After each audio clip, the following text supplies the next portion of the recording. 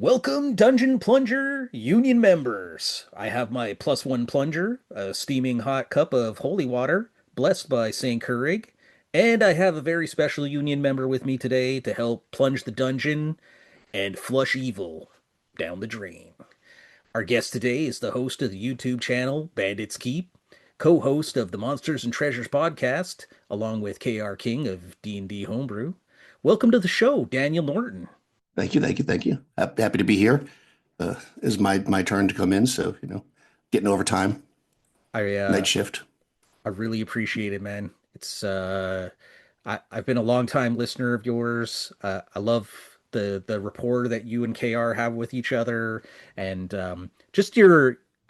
I find your whole approach to old school gaming is really palatable to me, and I find like how you approach it is like the way that I would do it. I don't feel like you're like a hardcore like, oh, this is the one true way to play the game. So you're all Right. about like making it your own and having fun and stuff. So Yeah, definitely. It's funny. I don't think I've ever said this. You get exclusive. I was just thinking, so KR, of course, has a YouTube channel as well. And I don't remember exactly what happened. One of us commented on the other's video, and then somehow we were just like, "Hey, you want to chat or whatever?" And we were just we literally called it because we're old. So you can't see us. We're old people, and we ended up on the phone, right? Like of all things, right? Like none of this, like whatever kids are using these days. And we talked for like 2.5 hours, like literally, like just we first time we ever talked. And I literally said to him, and the next time I talked to him, I said, we should just make a podcast. It's just that. Because we like talked about everything. We were talking all over the place. And he was like, really? And I was like, yeah, let's give it a shot. And that's how we got our kind of intro thing that we say. We talk a lot about something. We'll give you the best parts because that's literally the first few times we just recorded us talking and then went back. And I say we went back, but KR went back and edited it and found the podcast and that. Now we do it a little bit more in an organized fashion, but still a little haphazard. But yeah, it's like sometimes you just find somebody you click with and you just, there. I don't know, there you go. Random story of about Monster and Treasure. Bonus. I always wondered about that, about whether or not that was an actual saying or if that was something that you guys actually did. Like, how much recording do you guys do before, and how much stuff gets cut off in that podcast? So the way we do it now generally is we'll get together. We have a set time once a week. We get together for a couple hours and we'll just look at a list that we've kind of been compiling and we compile it as we go. Whenever you hear us say that's a podcast topic, we put it in a list. And then we'll be like, what do you want to talk about today? And then we'll just start talking about our games that week, whatever. And then one of us will be like, oh, that's probably a topic. And then we'll just hit record and we'll try to record that part of it. And then we'll stop and go, oh, okay, that was good. And then we'll start talking again and then we'll do it again. But sometimes we go sideways. And so sometimes we end up talking for 20 minutes and like not that much gets cut out. And then sometimes we talk for 45 minutes and, 29 minutes of it gets cut out because we went totally sideways and didn't actually, hit the topic. So we do kind of do that a little bit, but it's a lot more organized than it used to be. Carol always tells me that he's got all this like hours and hours of like stuff that are like possible podcasts that he has to go back through and reassemble someday. But I don't think we'll ever see those. Wow, the uncut files. That's what I said. I was like, oh, this could be something special. We'll release it on like special Blu-ray. That would be awesome. So, um, you don't need to go too into depth, but I do have some listeners that might not be aware of who you are. So if you could just give us like maybe a little bit about your how did you get into the gaming, and then where how you arrived at where you are now. So when we were kids, at somehow, I got Basic Dungeons and Dragons, Mold Basic. This was like 1981. Played until I was like maybe in high school at some point. Stopped playing, and then sometime around 2015-ish, I was working with these guys, and one of them said, "Hey, you guys want to get there and play D&D?" And literally, what came out of my mouth was, "They still make that game?" Because I lost all contact with it. I didn't really. At some point in the 90s, I was interested again, and all my books had been given away. And I went and like bought the second edition, which I didn't even realize was a second edition because I didn't remember, and I didn't play it. I kind of bought it and then forgot about it. So that's also kind of weird. But then I got back in hardcore with 5e, and I played for ever since. And the channel really got started because a bunch of us back in the Google Plus, I was at the very end of the Google Plus days, so I'm not like a cool blogger Google Plus person, but used to be able to record directly to YouTube from Google Plus. There was like a Google Meets is what they called it. So we all played on that, and people would be like, "Oh, you guys are playing tomorrow. I can't play. Could you record it?" So everybody had a YouTube channel, and we would just literally just record ourselves. It wasn't an actual play like a Critical Role or something where we're really doing a long-term campaign or like a really, obviously production value not very good. Kids are yelling in the background, people are getting up in the middle and getting pizza, but it was just everybody recording their own games. And then one day I just was like, I had something I want to talk about. I can't remember what the first video was. I should probably go back and look. And I just had an idea I wanted to talk about. And I was like, I'm just going to sit down and record a video where I just talk about a concept or whatever. And I did that, and it got like a bunch of views, like way more. I was getting like, 15 views on the video, right? Because it was my friends. And all of a sudden, like 200 people watched this video. And I was like, oh, maybe people are interested in what I have to say. And then, you know, having a huge ego like I do, I just continued, and I've been trying to do it ever since. Do you remember some of the the names of the people that you played with on Google Plus at the that time? Because there was like I remember James Malashevsky and Jeff Raints and some of these guys. Like I remember hearing all the time, "Oh yeah, we played online, we played on," and I was like, I don't know, man. This sounds. I was too intimidated by that to get involved. Yeah, no, I wasn't part of that cool group. No, but most of the people I was part of a thing called the One-Shot Gamers, OSG. So it was called the One-Shot Gamers Facebook group. And it was literally designed for, as you guessed it, one shots. And it was a really kind of a no BS kind of group where it was like you went on there and you put a pitch, you were like, you are adventurers entering into a deep dungeon where goblins have taken over. Your goal is to get the gem of blah blah blah. Who wants to play this game? And then people would be like, interested, interested, interested. And when you had enough people, you'd make the game as a Facebook event, and people would join, and you were good.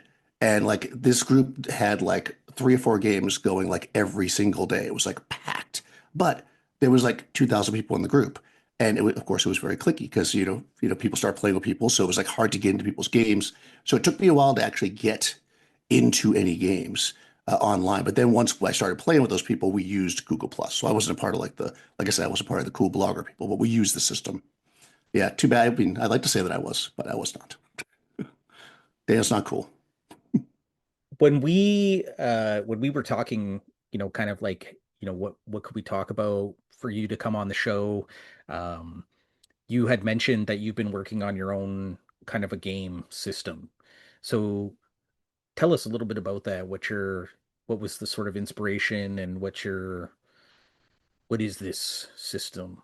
And before even that, I would say how many or what's the I guess it's a rite of passage, sort of like a Jedi. You gotta create your own lightsaber, so you need to create your own system. Is that the sort of feeling that you're going with here? So it's really interesting. I've always been pretty happy with systems that were out there, and I certainly wasn't trying to create something that was better than anything that had been before me. I mean, everybody, just like everybody, I house rule, I make my own changes, whatever. But I played a lot of BX, a lot of Lamentations of the Flame Princess was an early game that was like one of the early OSR games.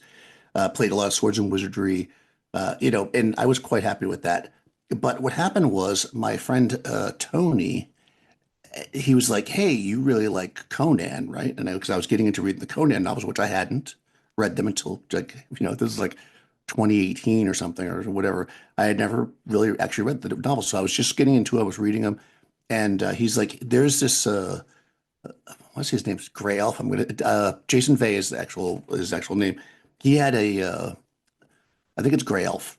If you Google it, he has a system that's a Conan system. That's a Conan OD&D system, and he sent me the link, and it's free. You can download the PDF, whatever. And in this system, he uses chainmail or talks about using chainmail.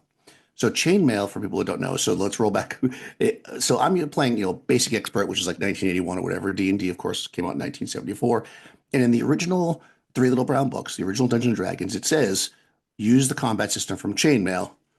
But if you don't have it or whatever, or if you want, use this, alternative combat system, which is like one page of the book. And that's your D20 system that everybody plays today is that alternative system, right? Because people didn't play chainmail. So I had picked up OD&D and I had picked up chainmail separately in my kind of quest to see what was happening, the history like people do. And both of them seem completely confusing to me. And I was like, nah, I'm playing BX, it works. Then this fascinated the heck out of me because when I looked through this thing, he talked about how chainmail uses different combat systems for different things. There's like an abstract combat system for like mass battles. There's a more specific detailed combat system that's weapons versus armor, really gritty. And then there's a fantasy combat system that's very, very simple, that's really like doesn't take into account anything except for who you are. You're a hero or a superhero, they're a dragon, right? That's all that matters. And in the system, I think they don't use the fantasy system, but he talks about it. And I was like, this might be the secret sauce, like that I didn't even know I was looking for. The thing is that what I've found in my games is that things like, and you see people like there's a million YouTube videos, a million podcasts about how fixing hit points, fixing combat, fixing this, fixing that. And I really thought when I looked at this that this fixed it all, like to me, like fixed it as if it was broken. I mean, obviously, it's people have been played 50 years. It wasn't broken, right? There was the idea that like you could get a fighter. Let's say you had a fourth level fighter, you could stand up to 8 or 10 or 12 men at arms or orcs like Conan does, and actually have a chance of winning. Because you're not really gonna in standard D&D, even if maximum hit points, you're not going to win that fight in the long term unless you're incredibly lucky. And even if you do, you're going to be so beat up that the next fight you have, you're dead. But by using, let's say, the abstract combat system, where a hero needs to be hit 4 times simultaneously in the same round to go down, but you attack 4 times in one round. When you're fighting 8 orcs, like the chance of them actually hitting you 4 times in one round is pretty slim.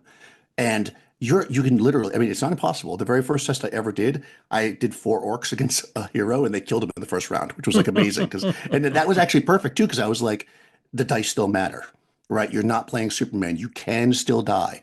But after that round of combat, or the 2 or 3 rounds of combat, where you kill those 12 orcs, if you are not dead, you're fine.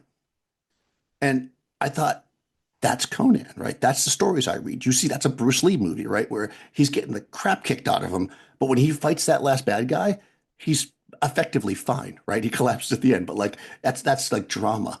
And this system can do that. Fantasy combat basically does that, where fantasy combat doesn't take into account your weapons or armor. It's Conan tearing literally, I say in the game, it's Conan tearing the horn out of the demon god as it's rising with his bare hands because he is a superhero.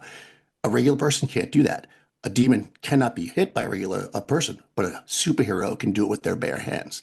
So seeing this, it was super inspirational. I got super excited, just like I am now.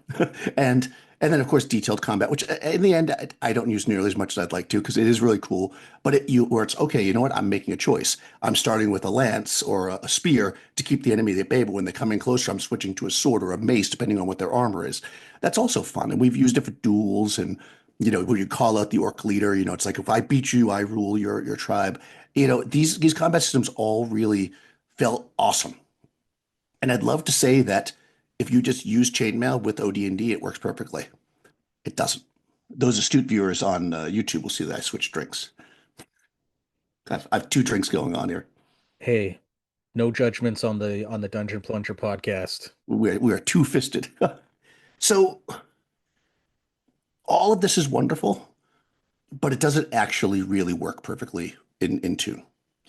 And thus began me pulling apart OD&D, pulling apart chainmail, and seeing where they actually worked together and where they just didn't, where it didn't make sense, where things needed to be changed. And so I'll say, I personally said at the beginning, for anybody listening or watching that's going to already typing in a comment, this is not how people used to play. This is not the right way to play. This is definitely not how they played, right? This is me looking at these 2 systems and going, hey, they said to use chainmail, and maybe what they really meant was use it if you do a mass battle. Whatever. To me, I'm saying, what if I sat there in 1974 with these 3 little brown books in this war game and I stuck them together? What would I get? And that's basically what my game is. And it didn't take that long to get it going. But this is the funny part about making a game. I've been running a campaign for over 3 years and it works great. And sometimes we have to make little changes. But like I haven't sat down to finish the thing because I'm just enjoying it. Because it was never my mission to make the next big thing, right? It was my mission to make the game that was as perfect as possible for me and my group. So this is not fixing, this is not better than, this is just a different way of looking at the game that we play that we really love. And I used to do a whole podcast that was basically me building it. And you can, if you're actually interested in that part of it, go back to that podcast. It still exists, where you see me like talking about these various things and like trying things and saying, oh, this isn't working. How can I do this? And asking people's advice and people calling in. And, so in some ways, it's the community, on some level of the game, with things that they've suggested are coming to the game, my table, right? How we play. So I find it to be the right game for me and very easy to teach. I think that people are intimidated by tables, and this game requires you to use tables. So there's no THAC0, which people hate anyways. There's no attack bonus plus your level hit at 20 or whatever. You've got to look. I have a sword. They have chainmail armor. Let me look on the chart. How many dice am I rolling? And a lot of people will look at that and think that's going to be slow and clunky. But in fact, if you've ever played my game, it is super fast. Sometimes I think too fast. Hmm. So before you kind of go further, I'm just sort of curious, like when you're playing your game, are you playing with the old school sensibilities of it's the player skill versus the game master's sort of ingenuity and what they put, or are you trying to like more emulate like or role play and be more your character and do what your character would do and be a part of that kind of action? Yes. I'm not sure that's different. So yeah, I think that so in my general philosophy on gaming is that, as running a game, I should say, is that I like simpler systems because I don't feel that. And now this is one of the things why I agree with Kara a bunch about, like the little semantics of it of like, I don't think that it's possible to make rules for everything. So I think that in the end, you have to have a strong understanding of the world between you and the players, and you have to work together to figure out what logically would make sense in this situation, right? So in order to do that, you can't really be playing against the players. Not that you said that, but it can't really be like, aha, figure out my trap. It's got to be a little bit of this is a world, this is a trap. What's logical? This is here. You want to do this. I'm explaining it to you. Should it work? Maybe not. Maybe it should. Let's roll dice. That being said, I mean, I'm not a voice person, and my table doesn't generally. I mean, I wouldn't frown on it if people did. But I do talk in character as the DM, and my players talk in character sometimes, when it makes sense. Right. But we don't always. And I'm fine with like cross table talk. So I guess I'm a mixed style. Like I like it as it's a game, right? Yeah. It's not theater, and nobody's watching us if we're playing, especially at my home table. So I think that I do appreciate player skill, and I think that's super important. And I want players to outsmart the world, but I'm not out to try to trick them. I'm not out to Right. like be smarter than them because I'm not. I'm not smarter than my players, not even by a little bit. You know, but and in fact, I love when they just do something. I'm just like, what? Okay, fine, you did it. It's like the ultimate. We were playing. God, it's a while ago now, but they had like. I mean, it took. And actually, I was telling Kara this. I don't think we ever recorded this on the podcast. He was just like blown away by how long it took them to figure out what they were going to do when they were trying to get this guy, this big bad, if you will, this guy thereafter.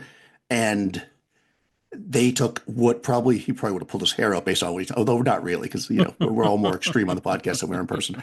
And it took I like literally probably a month of sessions of them like talking, doing small things, moving their, and then literally they executed and nearly flawlessly walked into this main bad guy, like somebody who's ruling an entire island with lots of guards, lots of magic, whatever, that they did all the investigation, and they literally walked right in and executed him. I mean, he was evil. It's okay. And they when they did it, like the character snuck up, he rolled the die, he's like, all right. I'm like, all right, well, roll, he's asleep, because you timed this right. Roll this. If you roll this or below, you walk up to him while he's still sleeping. They rolled, And again, I'm a roll, let them know what the role is in front of them, and they succeeded. And then he's like, "Why chop his head off?" And I'm like, "Okay." His head is severed from his body and falls on the ground. And they just all waited for me to be like, "No, you can't do that." But no, I mean, they did it. They had taken the time to figure it out, right? And because they did that, so that's your player skill, right? They thought about it, they did the research, they figured out what would work against this guy, who he really had working for him. Because of course, I am definitely the person that will have people say things that aren't true, right? Like people are going to say that, well, how do we, kill this evil cleric? Well, you can't. He's got 37 demons that guard him at night, because that's the rumors, right? So you have to do your research, take your time, figure out what's true, what's not true. And when they can do that, they're rewarded. And they love that. Would it have been cool if there was a big epic fight with him and all his spells and magic arm and stuff? Sure. But it was also just as cool to have 4 or 5 sessions of just planning, tinkering, stealthing, moving in, researching, to have that one moment where it was just done and over. And they were like, and they took his head because they were like, if we take his head, they can't. Well, in my world, there's no. Well, there's reincarnate, which they weren't thinking that they would use, but that's a whole other story. So they're like, if we take his head, they can't raise him from the dead because they knew that existed. So they stole the guy's head and they were carrying this guy's head around. You know. So yeah, that's it. They're like, they can never bring him back because we have his head. That's pretty awesome. So going back to where you were talking about, like, so you have these tables that you roll on. What are we talking here? Like, is this like a D20 type of roll, and then we're gonna make some, add to it, or how does that work? The entire game is D6s. I do still use the OD&D books for like charts and stuff. So I will occasionally roll a D20 or a D10 for that. But all the rolls that are done are D6s. Basically, you would, for instance, like I'll say same versus same. So if you were like heavy foot, so let's say a sword versus let's say chainmail, and then we're talking about abstract combat where it doesn't matter, right? What exact weapon you're using, it's more a range of weapons.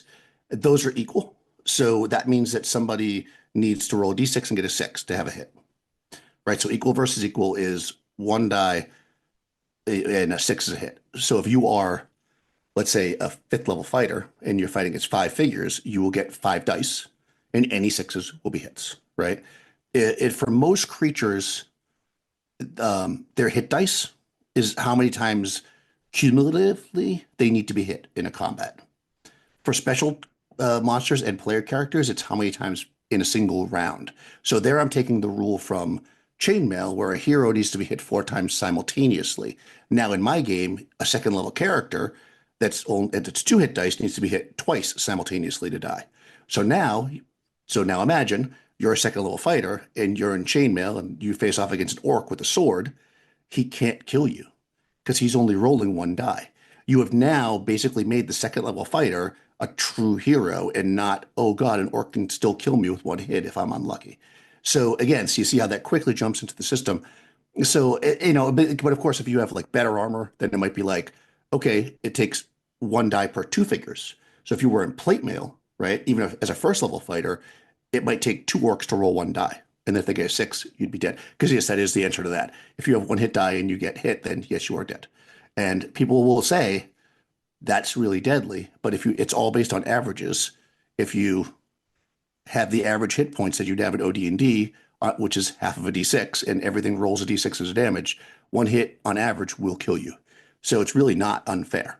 It does take a little bit of extra like luck out that you might have, but it's balanced in that way.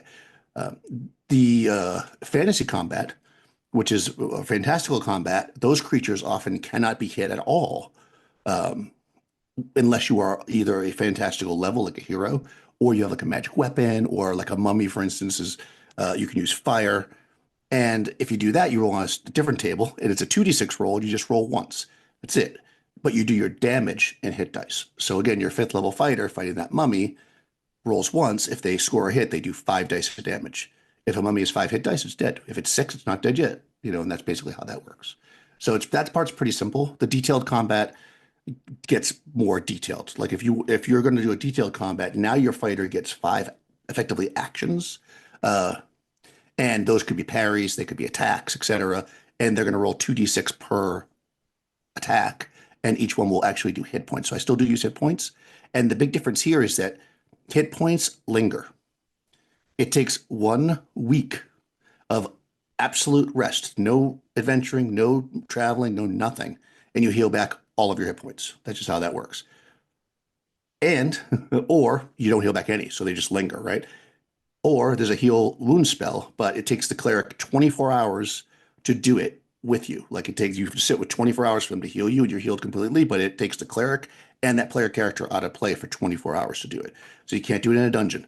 So hit points can be incredibly dangerous. So things like dragon's breath, oozes, uh, poison, right, all do hit point damage. So that's your okay, your fighter's invulnerable because they're 5 hit dice. That's true, but the fighter still only has 18 hit points. And if they get hit by, let's say, a poison, it takes 10 hit points of damage, they're hurt, right? And they could still die. And we've seen that happen where people are really low hit points. But if you get into that Final Fantasy combat and you're a fighter and you've only got 4 hit points left, you still fight as a fantastical fighter. So you don't just go down the first time the mummy hits you, right? So this is kind of the balance. If you see how I don't know if I'm explaining it properly. Like it creates this. It is a very heroic game. It's a heroic version of D&D. Like there's no question. This isn't designed to be mudcore or realistic or whatever. This is designed to be the movies that I love to watch, the 80s sword and sorcery movies where the barbarian cuts through the guards like nothing, has a bunch of fights, gets beat up, is covered in wounds, and then still stands up and fights the main bad guy at the end and hopefully defeats them, right? Which really, without magical healing, isn't possible in D&D. Not really, you know? And that was always the thing I didn't love about trying to do that Conan-esque kind of thing with straight up D&D. I still love just straight up D&D, but when I'm trying to do that kind of game, that gritty kind of, in the dungeon, I'll run BX, right? But when I want to run my heroic or my sword and sorcery, then this is why I run my own system. Yeah, that's really interesting because when you're talking about healing, like it takes 24 hours to heal, to me that really sounds like that scene from Conan where they're on the beach. I think it's a beach, and and Mako is there, and he's like, the spirits are Yeah, coming to get him, and like that's awesome, and yeah, exactly. And I especially love that to you said that. go Let me ahead. cut you off because I love to Yep. cut people off.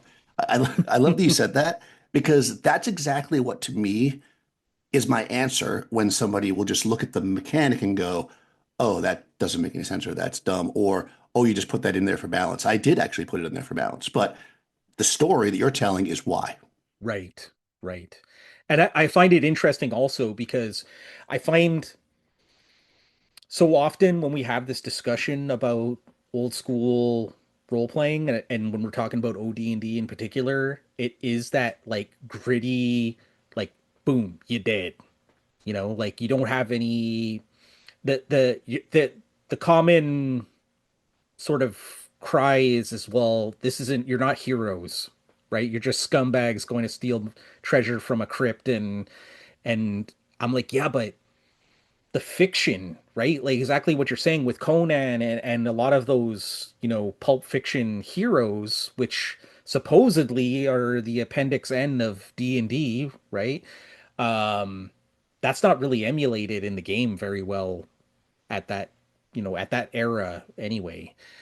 So it's cool to see that you're like, nah, man, I want the heroics and I want to emulate Conan and that style of play. So I'm curious when it comes to magic. So we've talked a little bit about like healing and stuff like that.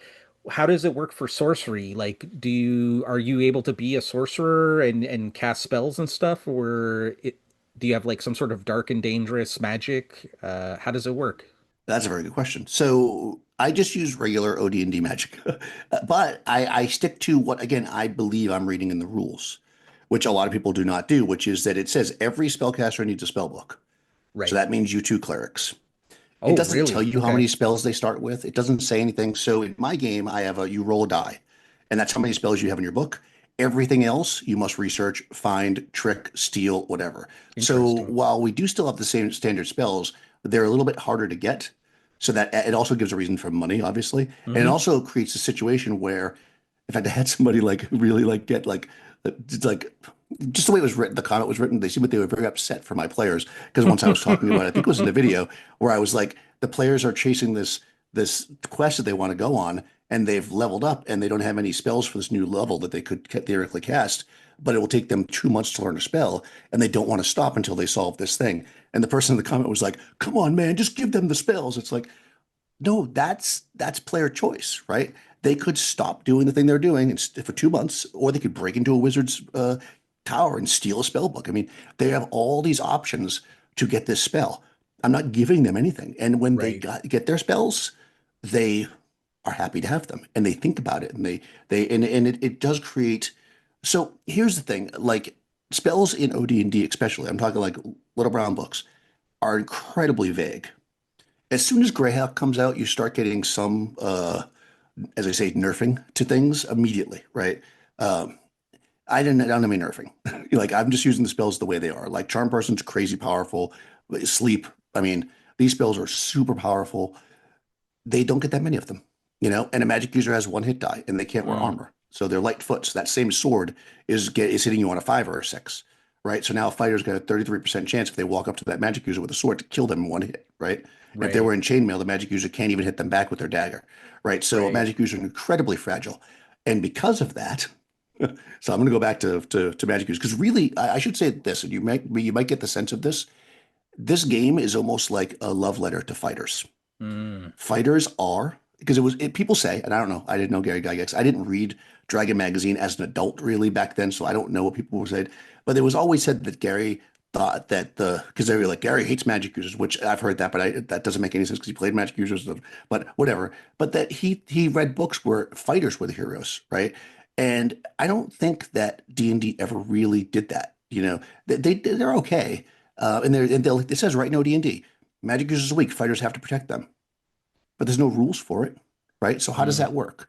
So that's something I wanted to really put into this rule system. So for instance, if you had two fighters in chainmail and a magic user, and they work together as a cluster in abstract combat, they all defend as chainmail because they're it's an average. mm. Now, if you and this happened in my solo game, I had five magic users because people kept dying, and two fighters, and they got encircled.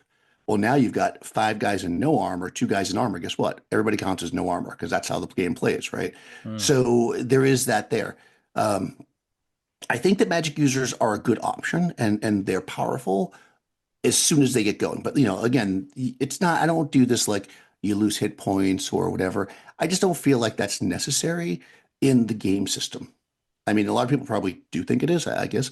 I think it can be necessary in your world, and you can add things to it to make it like that. People hate magic users, don't cast spells around people, though. It's really hard to get if you want to have components, which I don't. I'm not a fan of components because I'm a fan of fantasy and magic. And in fantasy and magic, they never use components. Oh, really? Where did that come from then? The like ha adding components. That's a good question. There is an article. Um, I want to say that if you Google, uh, there's a compilation somebody put out there called like OD&D Extras, and it's got a bunch of articles put together.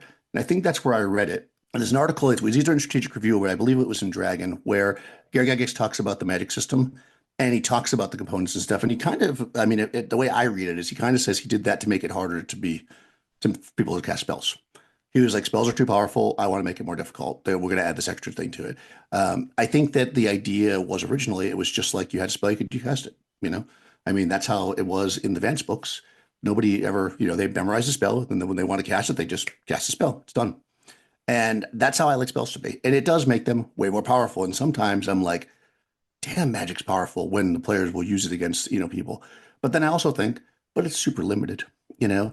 And the fact that they don't have every spell in the world, and I stick with like level caps on elves, so they can only go so far. So yeah, it's not dark and dangerous.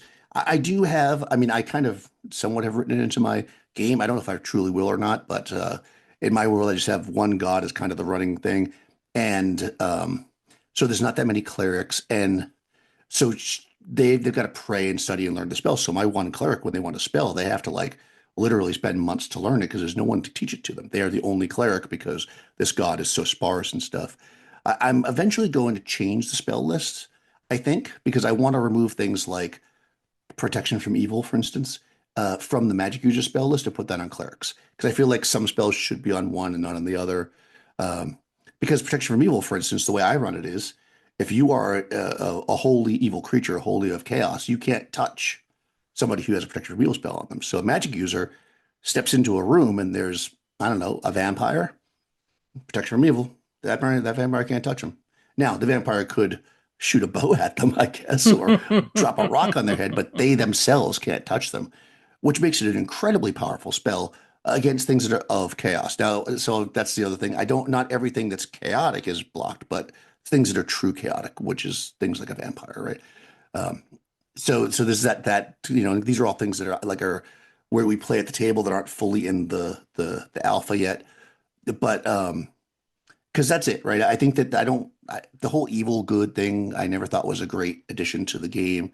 I like having just the three alignments. I think it's just simpler, and it also solves that problem where it's like people are like, well, you can never steal if you're lawful or lawful good or whatever. You would if you needed to. It's like every action you do doesn't define, alignment. That's a whole other podcast. But I want to move that. But for instance, I do have anti-clerics or evil clerics, as it would be. Um, which is the running joke in the thing, going back to that story where they assassinated the evil cleric.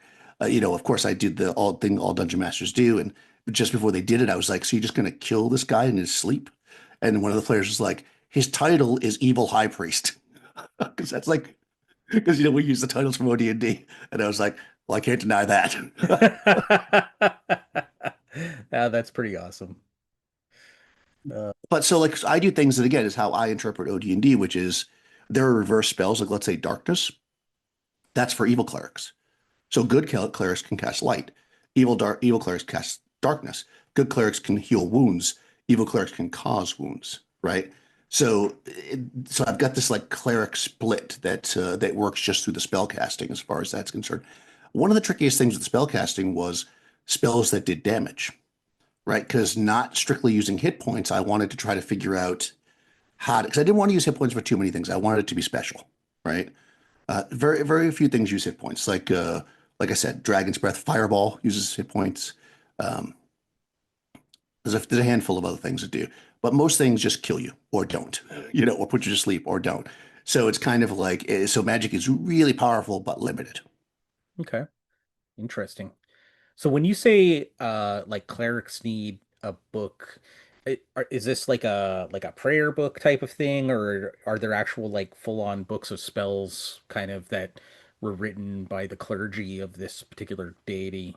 Yeah, I mean, I would say it's basically a spell book, just like a magic user spell book. So it is a book of spells. It's not Okay. like the what I do love how Hyperborea does it. I don't know if you've ever read how they do it, but it's basically they have like a prayer book, and the way he describes it is as they study their book, they find secrets in the book, and those secrets are the spells. Mm, I love that vision, but I just treat it as a straight up spell book right now because I wasn't trying to world build in the game at first. But again, I'm thinking about doing that because I love the idea that there's just this one god, and that there's a lot of false clerics and. Because again, it's more Conan-esque if you, and I talked about this actually a long time ago on the podcast, if you don't have these all-powerful gods, right? Where like right, you go into a town and like they worship or this area, this maybe small city state, it's like I don't know 5,000 people and they all worship this one god, but 200 miles away that god has no power at all because they're just right. some demon, right? But the player characters can't have a god like that because that would make clerics just suck. So Hmm. basically, you need at least one like kind of all-powerful god. And in the world of Conan, that'd be like Mithra, right? It's like everywhere you Right, go in there, everybody at least knows about Mithra. Whereas like Crom, like people don't even know what Crom is unless you're from, Chimerius. So that's kind of the way I look at it. So most of the, and all the, of course, all the evil clerics are using these localized gods because the one god is not evil. interesting. So I guess that kind of goes into like what I was going to ask. So it sounds like you have a world, like you have a setting that you've been like playing in for quite a bit of time now, but you don't seem to be like wholly attached to like the system doesn't seem to be wholly attached to this world. Is that kind of what I'm getting at right now? Yes, that's a very good yeah, I don't want, and this is actually a discussion I have a lot of times. This one and the do I need thieves discussion, which I will talk about in a second, I guess, because that's always the discussion I bring up. Um, I think to myself, I want to do this and I want to add my world because I think my world is really cool. And, of course, I think my world is cool because I'm running it. And, hey, and my players say it's cool, so I don't kill them with some kind of Balrog, you know. But I feel like part of the fun of the game for me is creating your own world. So when I buy a system, I don't necessarily want a fully fleshed out world, but I do like little bits and pieces. Like, although Hyperborea is a bad example because that is a fleshed out world for the most part, although it's done in a really loose. Well, I don't know if you read Hecktor, but it's really well done, where it's clear what the world's like, but like each area is like maybe two paragraphs. Like, and you get it. Like if you've read enough sword and sorcery fiction, you get what's happening there. It's not these huge gazetteers of. So I think at the most I would do that. Like I writing about how the clerics of Hecktor, which is the god, operate, um, is something I might put in there, right? But they're wholly separate from the rules right now, though. I guess you could call setting material like that. The fact that I have elves and dwarves and stuff, and what they're like. The other thing too that we have that's not actually in um, the supplement as it stands, because there is an alpha that people can download, is that the our okay, so the dwarves, and this is a great example of, I think, how my world building works, going all the ways back to the type of table I run. I ran a one shot, well, kind of a one shot. I think actually might even be online, of an adventure, and in that adventure, the elves had no, yeah, the elves had killed all the dwarves like 3,000 years ago. That's what it was. So in this adventure, in this place, there's no dwarves, right? Because the elves are basically terrible. Like they're like a militant power, and they're basically, and that was kind of just setting material. I was just talking about how terrible they were, that they literally eliminated the entire race of dwarves when they had the battle. They didn't just defeat them or whatever, they killed it, right? So when I started this campaign, one of my players who had been in that game said, "Oh, Ben, I'd like to play a dwarf, but the elves killed all the dwarves." Right? Because things that we play in one game, they just kind of float into the next one. And then I was like, what if they really didn't, though? I didn't just go, no, this is a new campaign, right? I said, well, I said, let's go along with your thought process. Maybe where would the dwarves do? Maybe then we started talking about it. Maybe they fled underground. So now the dwarves have been living underground for 3,000 years. So, thinking about what happened to something that lives wholly underground in the dark, we transformed dwarves into this kind of truly subterranean creature that is, they're completely pale. They have no hair. They're just, they got lots of hair all over their whole body, but it's very small. They're totally blind, but they have kind of like enhanced, almost like Daredevil, but not quite like that, senses so that they can kind of see in the dark because they can smell, they can feel air currents, they can do whatever. So in the dark, they're totally fine, right? Out to 60 feet because that's kind of the range of, or if something's loud or whatever. They have great hearing, Of course, they still have the normal dwarf abilities. They can sense sloping passages and stuff because you'd be able to do that, right? But they've been lost for all this time. So this one character is this dwarf who's now come to the surface, and what's on the surface but an open sky. They're effectively blind when they're outside. So this player has been playing the same character for like 2.5 years, and their character in a dungeon is just like amazing because nobody can see in the dark in OD&D except monsters.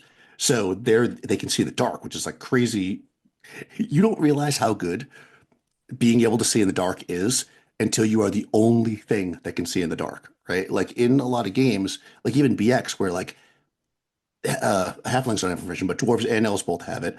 A lot of people play dwarves and elves, so it's like, you're not really worried about the dark. So if it's dark, oh, torch blew out, all right, well, the dwarves and elves will guard, we'll just light a new torch. In OD&D, nobody sees in the dark. So, but enemies can. So it's like you're always having to use a light source. So it's nearly impossible to sneak around. Now you have this character that can sneak around in the dark, right? And they can hear really well. But when they're like currently right now, they're over land and they're like on horses and stuff. They're basically having to be like tied to their horse because they can't see anything. So it's like you've created this, like, it's world building, right? And this is what dwarves are in my world because this is what happened. And I don't have to have it that way in the system, right? But we love it. So I'll probably will do that, because it's just so fun and so different, I think, than what other people do. The other thing I did was elves in OD&D have this weird rule that, which I might change, but we've been playing it this way, where in between adventurers, you can switch from a fighter to a magic user or vice versa. Nobody else can really do that. You can do it once if you're a human. If you're a fighter and you want to be a magic user, you could switch if your intelligence is high enough, whatever. Well, so why would they be like that? So I started thinking of Elfland and like if you ever read The King of Elfland's Daughter, and it's like a real place you could go. And I'm like, what if an elf is only truly whole in Elfland. And when they cross the border, part of them stays back, either the warrior part or the magic user. So there's literally two parts to an elf. And so if they send their magic user part out and they like get killed, for instance, they would not be able to be brought back from the dead because they're still alive. Just only half of them is, and so I started thinking that's kind of what's happening here. And in the end, I mean, okay, because here's something where a cool story ends up not really working well because the way the system works, being an elf magic user is the way to be. Like you would never want to be a fighter. Why bother? Because you can wear the armor and stuff. Well, you can't really wear the armor, but because you can't cast spells in armor, but you could use all the weapons and stuff. So the guy that plays the elf, he never went back and became a fighter, because it didn't make sense. So I'm trying to figure out how to make that better, but I also don't want to make it so that it's not fun to play an elf, right? But like this idea of like that there's a second part of you somewhere else was really interesting. And the other thing I did with elves was I determined like, okay, so why can't clerics use edge weapons? And what we've come up with was magic swords are actually they're all sentient in my world, and they contain the souls of elves. So if you, as an elf, once you are done with your adventuring career or whatever your life in Elfland, you can decide to become a sword.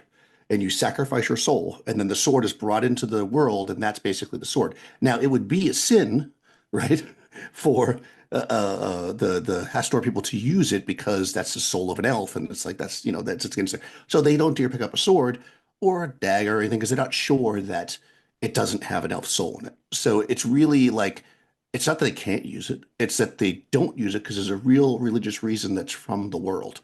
And of course, elves think they're crazy because elves are like, if we use a sword, it's like awesome, but they won't use them. So now we have clerics that don't use swords, right? Or any kind of edge weapon for that reason. And this is just a matter of like, instead of bumping off rules and saying they're stupid, it's a matter of digging into it and saying, why is that? And I know that no way was somebody sitting there in 1974 going, you know what we'll do with elves? Let's make them have two souls. I totally made that up. It has nothing to do. It's not at all what they were doing. I mean, if it is, I'm somehow crazily stumbled upon some unknown thing, but and it doesn't matter that's not what they were doing. It's me looking at these rules and going, hey, this seems pretty cool. So yeah, that part's world building. Like if I keep that in the game and I say the elves are like that, uh, you know, that would be world building, but that's about as far as I'd go. Like I'm not going to say there's a town over here called, you know, I say I can't go with names, but town name, you know, blank down, and that I'm not that kind of a world builder. Right. That this sounds like super fascinating. Your world building is incredible, and I love how you're building off of the rules and sort of, coming up with these explanations for why they're like that, instead of looking at it, which I think a lot of people probably do, as just purely mechanical, like that's just the way it is. That's the way Gary wrote it. That's the way it's gotta be, man. So, talk to me about Thieves. Yeah, exactly. So, and that's funny. I love what you say that too, because that is so important to me is that people, because I will get people a little bit, because I'll go to my solo play and they'll be like, well, actually, I see them pushing their glasses up. And I'm just like, I am not playing this by the rules for whatever. This is my own, whatever. I'm like, that's cool if that's, but guess what? No. So thieves, right? So there's no thieves in OD&D. And there is, of course, I think most people are joking when they say it, but I think there's probably some serious people that say thieves ruin the game, right?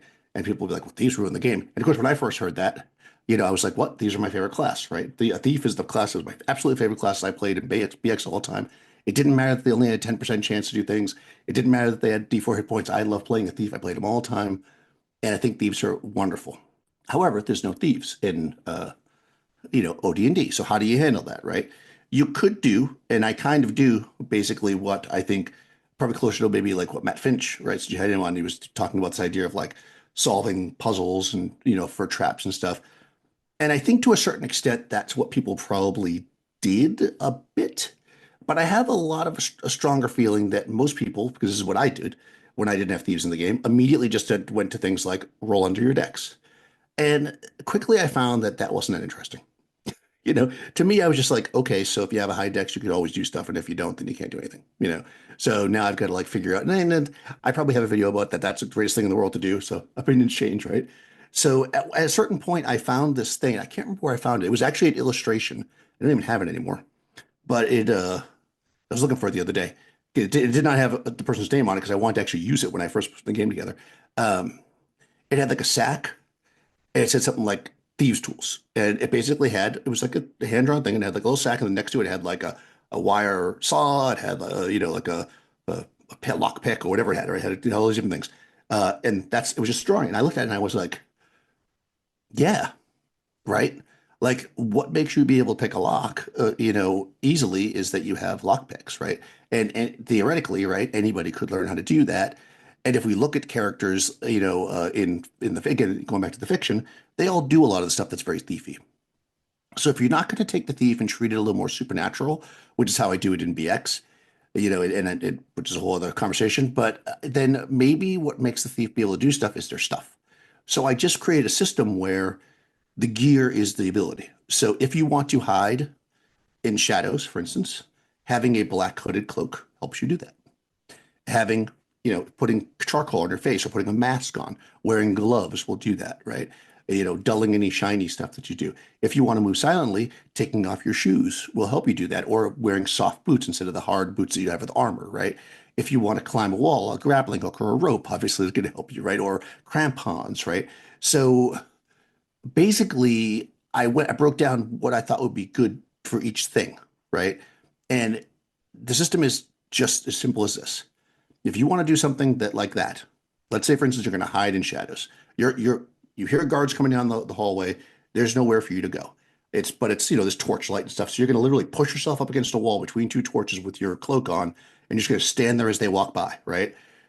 That's hiding in shadows, right? Hiding in shadows is not getting behind something. Anybody can do that, right? But you're literally hiding in shadows. Well, roll 2d6. If you get a 12, you succeed, right? That's really hard, right? But the cloak gives you, I don't have it in front of me, +3. Covering your face gives you +2. Having gloves gives you a plus. So all these things add up so that if you have all the right tools, your chance starts to get higher, closer to like 50% chance. And then additionally, depending on your levels, I think level 1 through 3, I think has no bonus, and 4 through 6 is +1, and I think 6 up is like +2. Different people like halflings get like a +4, elves get a plus. So when you start looking at it, you can actually get all these bonuses to make it much easier. But still, if you're just a regular fighter, human fighter, standing in the hallway and plate armor and they're coming down, you're just like, I'm gonna die. I just go against the wall and win. And you roll that 2d6 and you get yourself a 12 because just somebody just wasn't looking and you just happened to, they walk right by you, because that's just the fate of the dice. And now that 2% chance just saved you. Is it likely? No. But if you're going to break into a place, that's what you do. You strip off your armor, right? You put on a black cloak. You put a dagger in your belt instead of a giant sword, right? You take off your shoes or put on lighter shoes. And that's what you do. And what the funny part about this is, when we were kids, going back all the way back to that, I always thought it was funny as a kid, and I think it's funny now, actually, when I see it, when people are in town in like armor. Like even as kids, we knew like I wear plate or mail armor when I'm in the dungeon or even studded leather. I'm not wearing that when I go to the tavern. Like that's not what you would do. You would put on regular clothes or maybe leather armor, right? Like you wouldn't wear, because of course we pictured leather armor as like a leather jacket or something, right? Uh, so you just wouldn't do that, right? Because you'd stand out. Like you got a giant two-handed sword and plate mail armor. You're at the bar at the tavern. Like that'd be so weird, right? Because even thinking about like westerns, right? Imagine a guy coming off the trail, and it's bad enough if you walk in with a 6-shooter on your side, but you walk in with two, or you walk in with a rifle in your hand. I mean, people are going to be like, right? So that's kind of how we always played as kids. So this is kind of, it plays into this, right? The same thing when we were going to break into a place, we would think about it. We'd be like, well, we want to swim across the moat, so we got to take our armor off, right? I mean, that's just how you do it, right? So this game now, or this system, which is really just a tag onto the game, allows me to have this ability to make the equipment matter, right? So you can actually still hide if you're a fighter, still hide if you're a magic user. Some people are better at it than others because, elves and dwarves and stuff, they're naturally stealthier halflings, but everybody can do it. Interesting. And then in the end, we don't need a thief, right? And every once in a while, I'll be sitting there at home and I'll be like, should I make a thief class? And my girlfriend has to say to me, no, you don't need a thief. Because I just think like that's the thing. I feel like people looking at this game are going to go, "There's no thief," and they're going to have an issue with that. And I think in some ways, I'm happy for that. Like part of me, when you're creating a game system, going back to what I said earlier, because of course I was very bold. I said, I'm making this for me because you are, right? But part of me is like, I'm making the system and I am having a lot of fun with my friends and I would love for people to play it. But every time I think of something that I think would make it more likely that people would play it, make it more like another system, it makes the system worse for me because why would I do that when that already exists? There's 1,000 D&D clones. There's 1,000 D20 games that say they're OSR games or whatever that are basically just 5e stripped down. There's a million games that are just no rules at all and people just walk around rolling one die. This is different, and I don't know, again, I'm not saying it's better or worse, but it's different and I feel like I'm trying to keep the integrity of it. So that's why I don't have thieves, even though I am so tempted all the time to make a thief class. No, it's very cool. Just to kind of like clarify, so when you say, because what you're describing really sounds like a skill system. So if you want to do other stuff, you look the Does it? look on your face is sort of disagreeing with what I'm Okay, saying. no, I like this. I'm seeing where you're going. Okay, Because so basically, so from what I'm understanding is that like essentially like if I want to try to hide in shadows, there's nothing class wise that's restricting it. mhm, Essentially, as long as I'm doing the appropriate things, I'm wearing the appropriate gear to succeed mhm, at something. Then I can roll. I have a certain number of bonuses. I roll my dice, and I mhm. either succeed or I fail. Yeah, yeah. And then same thing, like if I want to pick a lock, right? Do I have the thieves tools? Do I have, acid, depending on what kind of a lock it is? Maybe I found Mhm, like a skeleton key or I don't know, mhm, things to aid me in like, picking that mhm. lock. It sounds like a skill system on some level. Are you trying to say I'm a skill system guy? No, no, Wow. I'm not. No, The I'm revelations are happening. No, you're absolutely right. The way you describe it makes it sound like a skill set. Yes, this is a skill system. No, no, I was you've just given me a revelation. I never thought of it like that. But yes, you're absolutely correct. This is basically a skill system. And you even get better at it, I guess, what level. So yes, this is a skill system. It's basically it's a skill. Good. There you go. It's a skill system. I even call. I'm looking at it now. It actually is called Adventurous Skills. So you are correct. It is a skill system. It was just funny because I'd never heard anybody say, "Oh, that's a skill system." Because I'm thinking to myself, "Well, skill system is like you put points in different things," but that's kind of what this is, except that you don't do it via character build. You do it via the world. So yes, you you're like my psychologist here, like in revealing things into my brain that I've become a skill system person. dude, I feel honored that I contributed something positive to you. I'm not saying it's positive. I'm just saying it happened. So, um, I guess because kind of like one of the sort of things that I had encountered during my like experience with gaming, especially in the older school arena, was that your character tends to be more defined by the gear that you have. So, like, because you didn't have because I really grew up in like the third edition era of D&D, right? So I was very Okay. much like we got this class, you get these special abilities, you get more powerful as you go along, and it was really about I guess the way In Between Two Karens would describe it is like it's fight D&D, right? It was just go around and kill shit, and then take their stuff and do it all over again. Whereas like in older school D&D, it tended to be like, well, you don't have these special abilities to distinguish you and make you unique. There's no feats, there's nothing like that. You had skills, but even then, those are really designated towards like the thief class or the rogues.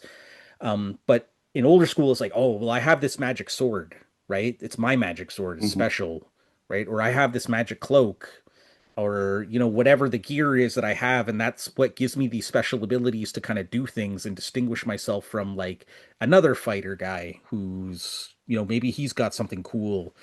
So when I hear you talking like that, I'm like, yeah, man, that makes sense that your equipment would be much more important.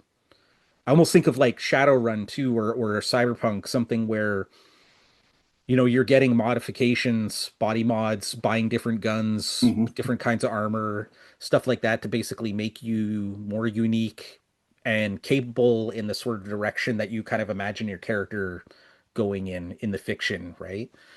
So, Yeah. No, that makes a lot of sense. Yeah, it's just funny. I'm giving you a hard time because I never thought of it like that. I was like, skill system. No, I mean, it is. And what's nice about this is that I think, anyways, in practice, anyways, it's been flexible, because again, you could say, well, So I use skeleton keys. I don't actually use lockpicks because I did a little bit of Googling. They didn't really like you wouldn't have lockpicks back the medieval. You'd have basically a bunch of weird keys and some would fit and some wouldn't. So you get these skeleton keys and they have a chance of working. Oh, but if you were like, I don't have a skeleton key, can I do it with a dagger? I mean, it'd be like, okay, well, I'll give you -1 chance, right? Because whatever. Like, I mean, you could do it. I mean, why not, right? Everything is. So I think that's the difference. The reason why I created the system really was because it's almost a answer to the inevitable question of can I do this because I have this, which is what you're talking about, right? Which is what we encounter a lot. And I've actually talked about this a little bit before. My general philosophy about making rules is that if it's something that I have to do over and over and over again, I will make and write down the rule. Otherwise, I deal with it on a case by case basis, and I call that a ruling. Sometimes I will deal with it exactly the same way. Sometimes I won't because the situation is slightly different. But here, generally, I'm going to always locks are locks, right? I mean, there's going to be difficult locks, easy locks. You can modify that, but I have a base rule. Here's a rule for locks. Now, I could just say, look, there's a rule for opening doors in D&D, in OD&D. On a 1 or 2, you open it. It says doors are stuck. What does that mean? It could be locked, it could be bolted, it could be swelled, it could be any of that. I could just say, you open a door and I have a lockpick. Okay, fine. So instead of saying, yeah, which is kind of what I'm doing with a skeleton key, you have a 1 or a 2 to open the door. So if I say the door is locked, then you could use the key to open it. If you don't have the key, which is the skeleton key, you could force it open. You with the same roll with the 1 or 2. But if you do that, that's going to be noisy, right? If you now here's another option. You use a knock spell. A knock spell is going to automatically work and be absolutely silent. So now you have 3 options as a player when you're looking at something. You have the key. If you want to spend the money to buy the keys, you can do it. If you want to just force the door, you can also do that.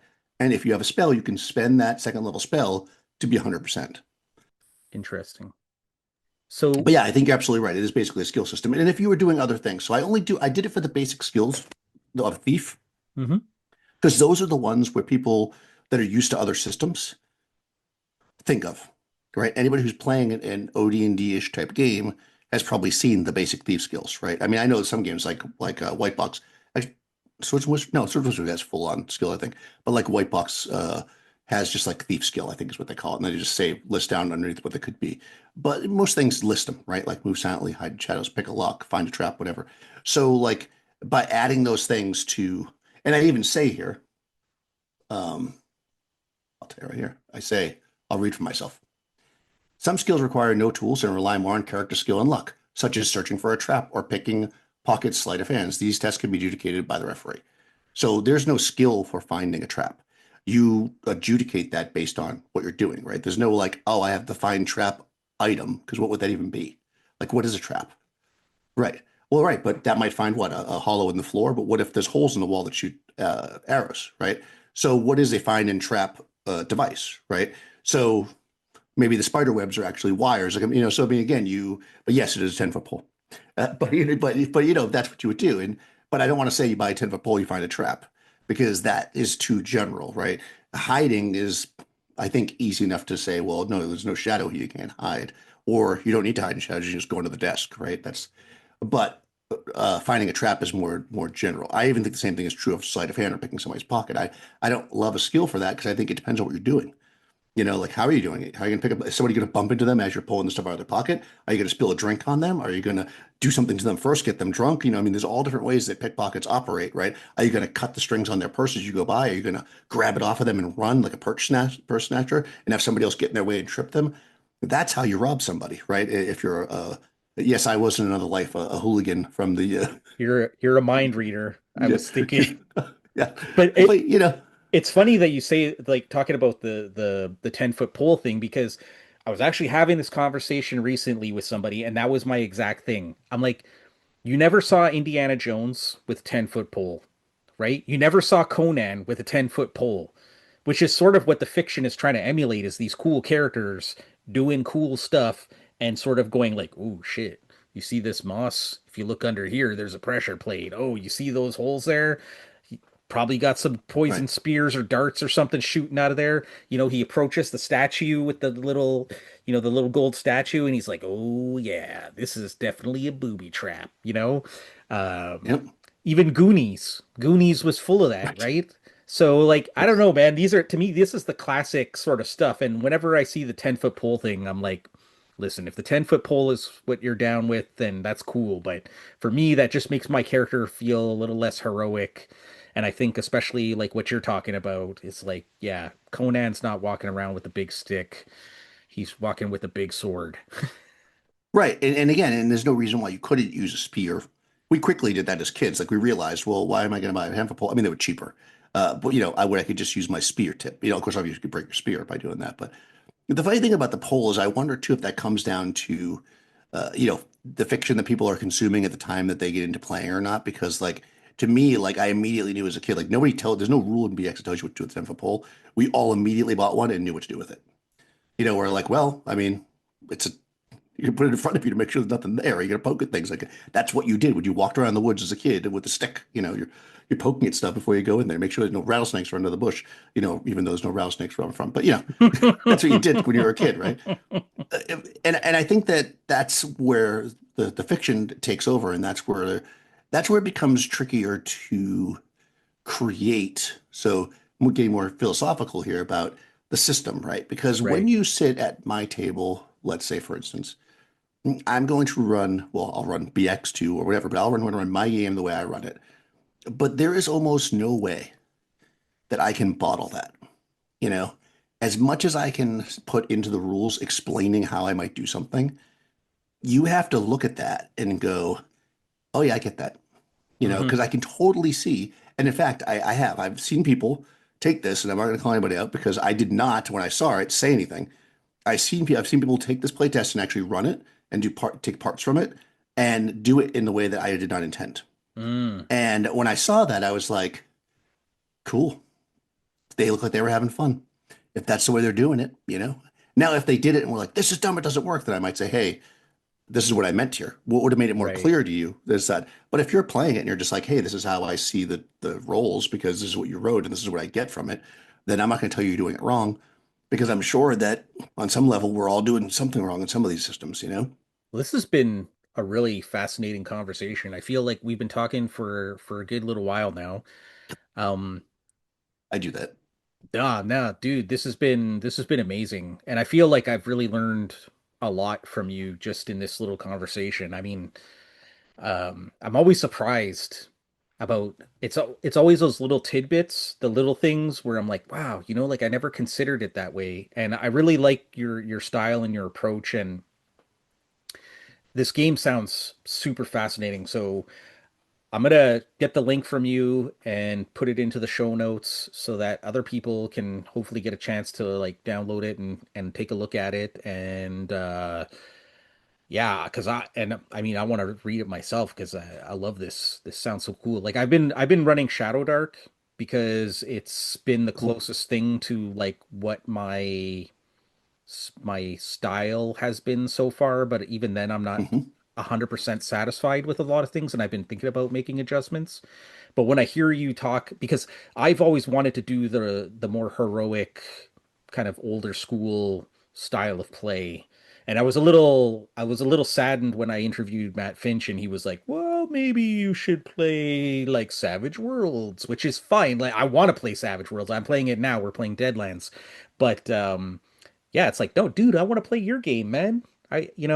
And it kind of feels it's a bad feel when you're kind of like the guy is saying, well, and I mean, super nice dude. I don't think I think Matt wants you to play the game any way you want to play the game, but I think I don't know if the rules of Swords and Wizardry necessarily align with the sort of like idea that I had in my head of, like you said, to do the Conan the way you've kind of like thought about it, right? Yeah, I think what you'd have to do, and again, it would not be perfect with D&D to do this, and I have actually done this, so there's a couple things. This is just general tips if people don't want to change the game they're playing and they want to. Number one, you can't play low level. I mean, that should be obvious, right? Conan's not first level. Even Conan's first adventure, which I think is arguably Tower of the Elephant, but it might be Frostein's daughter, if you would count that as an official Conan story, but people can call in, I guess. Conan's devastating. Like he's a killer. He's tougher than anybody else, and he starts off as a hero, right? He's already fourth, fifth level. So I think if you're going to try to play that, you got to do that. And more important than that, and more important than anything, and I think again, I think Hyperborea does this really well. It just is a baseline in their modules. Really pitching Hyperborea today. You're welcome, Jeff. No, it's a great game. They do what D&D didn't do, and they should have, in my opinion, AD&D. If you pick up an AD&D module, and I sometimes joke about this, you go into the tavern, the waitress is a 15th level, 15, I exaggerate, is like a third level thief. The bartender is, a fifth level ranger. There's a paladin like washing dishes in the back. It's like, and they're like, well, adventurers have to retire somewhere, but it's like how are the characters supposed to be heroes when everybody in this adventure is their level? And I know that they did this. I mean, I suspect that they did this based on things I've read because there was a problem with players, let's just say it, and a pretty common thing called murder hoboism of like the players just come into town and kill everybody. So they were like, well, let's make modules where everybody's tough. That'll teach them. I'm not a fan of that style. I think that the world can catch up to people, and I think that you can get somebody on your butt if you do that. But what Hyperborea does really well, and what I like to do in my world is the vast majority of people are zero level. Like most people are not adventurers. Even your guards are like not even true fighters. They're like one hit die, like not even the 1+1, right? They're regular men or whatever they used to call them in the game. That is most of the people. You should not be running into every person you encounter should not be uh, your level or higher if you want the characters to feel heroic. If you start a campaign and everybody's starting fourth level and you have almost everybody they encounter be zero level or first level, and then like the captain of the guard be like their level, they'll feel powerful, right? But again, because of the thing with hit points and other things, I think that you have a hard time maintaining that in a lot of old school games because healing takes so long. And I get that's part of the campaign, but I also feel like, and I'm saying if you're modifying your game, that's a good solution. I think it's just I don't know how high Shadow Dark goes, how that would modify. I haven't actually played it. I did the PDF because I thought the art was really good, but I've never played it. Seems pretty nice. Some people play it a lot. Seems to be a popular game right now. I have yet to try it, so no opinion from me. I love Swords and Wizardry though. I will say that, and but I did accept it for what it was. You know, it's like okay, your first level, an orc's going to kill you with one hit if you're not lucky. So you got to be clever, right? It's a game of being clever, not as much a game of being heroic. I think at that point. So yeah, I think that you could, you might enjoy this. I mean, we should get a game together. You could try it. It's really fun, I think, and it's really easy. I often feel like people get nervous trying a new game, but I've run it at conventions for the last few years, and just about, I mean, I've had some repeat people. Just about everybody who sits down at the table has never played before, and they get it. It's not hard. And it feels darn good when you. It just one quick story before we go, because just to give you an idea. So one of my going back to the dwarf thing, one of my players, they suspected this guy was going to try to screw them over, which I don't usually do. So, but they suspected this guy, and he was escaping through a secret door, and they're like, "I'm going to follow him," and it was a dwarf player, and I'm like, "Well, he goes and it's dark, because this guy knows where he's going, right? He puts his hand on the wall, he's good." So I'm like, "You can see he's got his hand on the wall, he's going down there. He goes down these twisting tunnels, and they're by themselves. So like, I'm going to follow him." So he goes down, opens up into a larger space. Again, he thinks he's in the dark, right? He doesn't know about dwarfs. Dwarfs have been dead for 3,000 years. He steps in there. He's got 12 guys in there, 12 orcs, as it would be. So he kind of goes to the side of the room, gets against the wall, and he goes, attack. The player can see they're a sixth level fighter. The orcs move forward. In one round, the orcs are dead, right? So, for various reasons. And it was just awesome because, like, I'm thinking, yes, this moment is why I designed this game because you couldn't do this in any version of D&D I've ever played. Not if you played it the way that the game was written, not 5e where it's more heroic, not 1e, not OD&D, not basic, because of the nature of the hero and being defended with the hit dice, because of the extra stuff I added, which I didn't really talk about the heroic combat. Hero fighters become very powerful. So if you want to do that, but if you are not into that, if you're like, no, I'm all about old school, the way they used to play it, this is not for you because this is definitely a different scale of game. But if you're interested, I think it's worth looking at, at least to pull some things from. No, this sounds super awesome, and I'm definitely gonna have to get. I don't know what it is, but like I've been getting the Hyperborea from like everywhere. Everyone's like Hyperborea, Hyperborea. So like I'm gonna have to get Hyperborea now and Mhm. check that out too. Because it sounds like it scratches a lot of itches that I have too. But yeah, if the opportunity comes up, I would definitely love to get in a game with you and try this out firsthand. And um, I feel like my players, like one of the things that I find so amazing is what I call my youth groups. That's my kids, and they're like in their 20s. And then I've got my regular group that are a little bit older, and then my ladies group that are about the same age. And I find I expected to get a lot of resistance from the younger crowd to be like, yeah, we don't want to really play this. Like, we want to do more heroic, more cinematic type of stuff. And they're really cool with the low powered stuff. But at the Yeah. same time, like I used a house rule when I first started with old school essentials, where like the fighter, if you got a hit, and I think if you killed the guy, then you could attack the next guy. And Sure did. they've been bugging me to use it in Shadow Dark too. And I'm like, I hear you. It's cool. But I'm not really sure I want to mess around with like homebrewing too much stuff in Shadow Dark right Right. now until I have a better feel for it. But yeah, these guys are just super down with this older school mentality, and it surprises me because um like when I first started playing in third edition, so like 2001-ish, I kind of came in at the tail end of second edition, and then really third edition was when I started playing. And Mhm. I kind of felt like, well, why would you play these older editions of the game, right? Right. Like they made a new edition because there was something wrong with the old edition, and so now Hmm. they're making improvements to the new game, right? Uh, Hmm. and really, I don't believe that anymore, right? Right.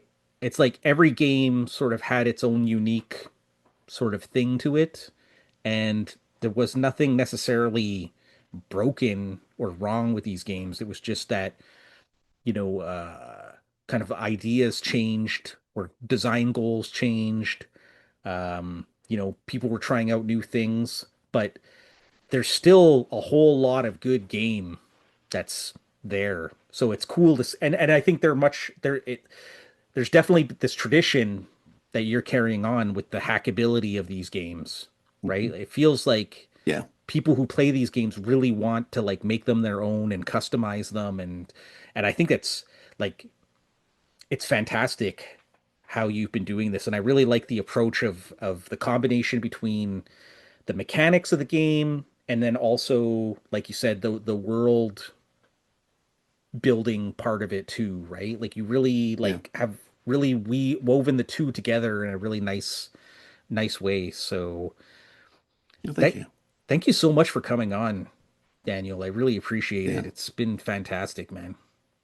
Yeah, it was super fun. I always like talking about stuff. It's just funny. I never talk about because I don't do the podcast anymore. I'm like, oh, it might be fun to talk about because I'm just playing it. And then, I'll get emails and I'll get like things in my Discord. People will be like, when's the next version of it coming? I'm like, it's kind of written in like the history of my gaming table. I just haven't typed it into because I need to make it so it's a full game. Because right now it's listed. I say it to me, it's a supplement for OD&D. You do need OD&D to play it.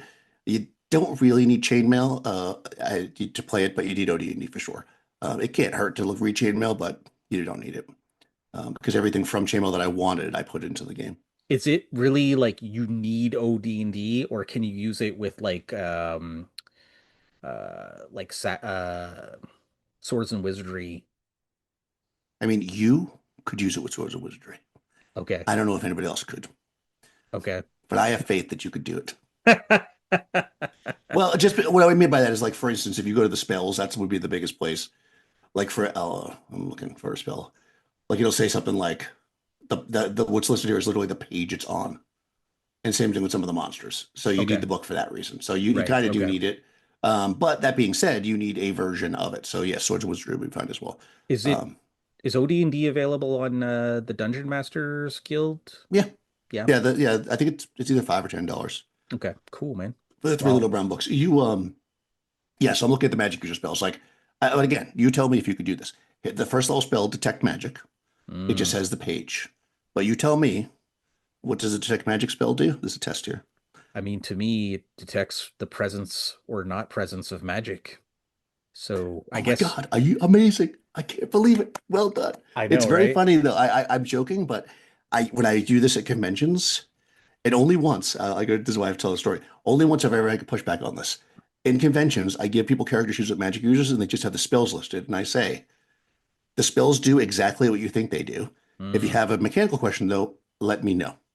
And I've never got anybody ask me any question except maybe like in the middle of the game where like, would a fireball do this?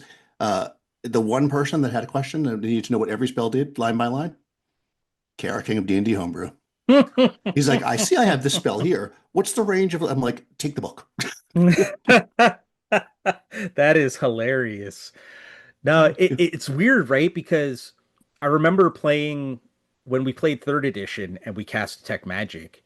That spell is like the list. It's huge. It's a huge block of text, and it's like, oh, you gotta like face this direction, and then you're kind of like you're like boop boop boop boop boop boop, and I'm just like, oh my God, man. I'm like, why is it so complicated? Like, so Well, you know why? It's because people argue.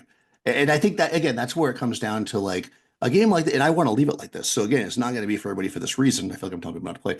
But, I'm not going to say Detect Magic, you face a certain way. I think the original text from OD&D says something like detects the presence of magic or enchanted things. It's like range is like close by. Duration is like not very long. Like literally, it's something like that. So there's always that question of like, well, how long? And what's funny about it is it's not every spell's not like that because I thought that Detect Invisible was like that too because one of the characters had it on their sword. And I was like, well, it's just going to be not very long and then close by. And then they had the book and they're like, oh, actually, no, look at it. It's like a range of 12 inches and, 1 hour or something. I'm like, oh, all right, well, there you go. 12 inches, 1 hour, you know. So yeah, so like spells like I just like knock, continual light, ESP. I don't write them out. Ones that mechanically need information, I have written out. So yes, you could 100% use a different system, and as long or just, you know, again, most of the spells, you know, like for instance, I added because OD&D does not say that for charm person, asking the charm victim to act completely out of their nature will trigger a new saving throw. You know, so OD&D does not say that. Basically, it says the unfortunate person is under your influence. Like that's the spell. I mean, and okay, and duration is permanent until dispelled. I do this because I feel like in the fiction, people do things that are terrible, like kill their, the trusted guard kills the king, right? That does happen under charm spells, but people also break spells. So I figured this is a good thing. They get another save. So like a regular person needs a 10 on 2d6 to save. So if you charm some servant in a castle, chances are you could tell them to poison the king and they'll do it. So I mean it is still powerful, but if you charm, the greatest wizard in the land to get lucky with the roll, and then go cast meteor storm and destroy the village, they'll probably get another save and you're going to be in trouble at that point. you know. And again, I before I did that, by the way, I actually more or less, maybe not that exact example, said that to the table. I was like, look, we got to work out charm person because they have all played. Like a couple of my players, they started with Pathfinder. They've all played 5e. We've played all different games. So they played more, in-depth games and less in-depth games. And I said, what do you think? How does this sound? Like the other day, like somebody, they charmed this guy and then they're like, oh, pretend like you're a prisoner, so that we can get past these people. And he did it, but then the people grabbed him and beat the crap out of him. And the players let them because they didn't want to start a fight. So I'm like, well, he's gonna get another roll for that because like basically, I mean, think about it. Like logically, he should get another roll. And nobody had an issue with that. In fact, what they did later on was they were like, he probably got another save. I'm going to sneak up over here and cast Detect Magic and look over at him and see if he's still under a charm spell. And I'm like, no, he's not. So they were like, oh, okay, we got to watch out. This guy's not charmed anymore. And you got to feel for it. But yeah, you could definitely do it. You just have to, be kind of got to finesse it a little bit. But I think, yeah, I don't think it's that hard. If your system has those spells, which most OD&D-ish, those sorts of ones would be a good example, do, you should be able to make it work. nice. All right, Daniel. Well, thank you for plunging the dungeon with me. Anytime. I will have, again, as I said, the show link, the links to your shows in the show notes. And till we meet again next time. Plungers up, everyone.